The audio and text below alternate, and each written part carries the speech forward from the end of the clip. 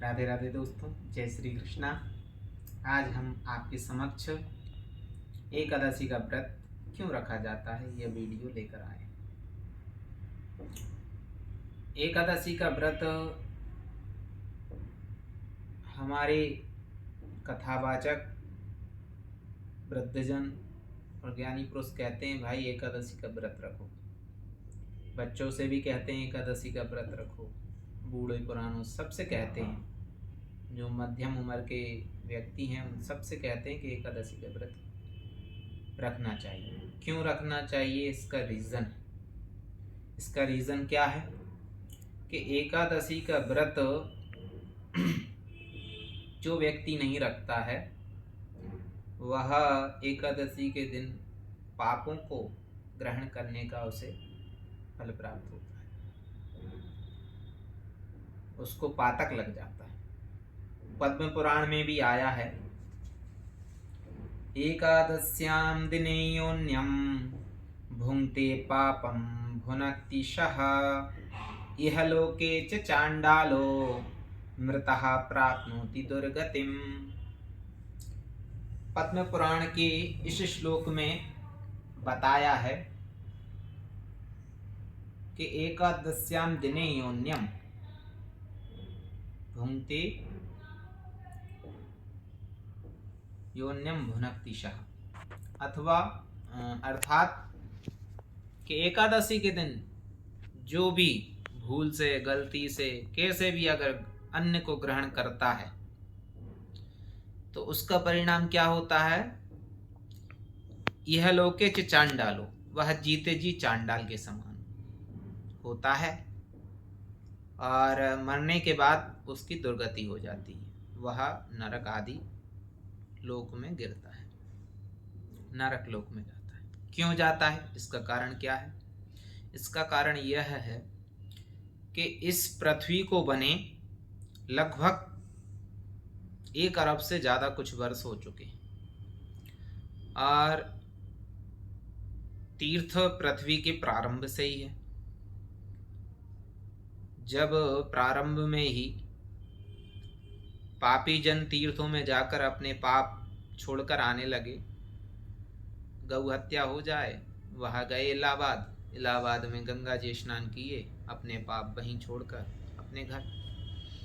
तो गौ हत्या, बाल हत्या, ब्रह्म हत्या, भ्रूण हत्या, स्त्री हत्या आदि कई प्रकार के, चोरी डकैती, धोखाधड़ी आदि के जो पाप होते हैं, अनेक प्रकार के पाप, उन पापों से तीर्थ जलने लगे। जब तीर्थ जलने लगे तो तीर्थों के जो राजा हैं, तीर्थराज प्रयाग को आगे करके इंद्रलोक की आराधना की, इंद्र देवता की आराधना की। वह इंद्र देवता से प्रार्थना करने के लिए, हे देवताओं के राजा इंद्र, हमारी रक्षा करो, यह मनुष्य हमारे यहाँ आते हैं और तीर्थ में स्नान करके पापों को छोड़कर वह तो अपने यथा गंतव्य स्थान चले जाते हैं, लेकिन हम इन पापों से जले जा रहे हैं, हमारी रक्षा करो। तो इंद्र ने जब यह सुना तीर्थराज प्रयाग से, तो इंद्र देवता ने कहा कि हे प्रयाग, मैं आपके पापों को ग्रहण नहीं कर सकता, आप सभी तीर्थों के पापों का ग्रहण करने की सामर्थ्य मेरे में नहीं है। एक बार मुझे ब्रह्म हत्या लग गई थी तो मैं भागा फिरा, तो ऐसे ब्रह्म हत्याएं आपके तीर्थों में अनेक पापी छोड़ के जाते हैं। इन ब्रह्म हत्या आदि पापों को मैं सहन नहीं कर पाऊँ, उनको ग्रहण नहीं कर सकता, मैं सामर्थ्यवान नहीं हूँ। तो इंद्र देवता ने कहा कि पितामह ब्रह्मा इसका कुछ उपाय बता सकते हैं। तो पितामह ब्रह्मा के पास गए। ब्रह्मा जी ने कहा, सभी को देवताओं से कहा कि सप्त ऋषियों को बुलाया जाए।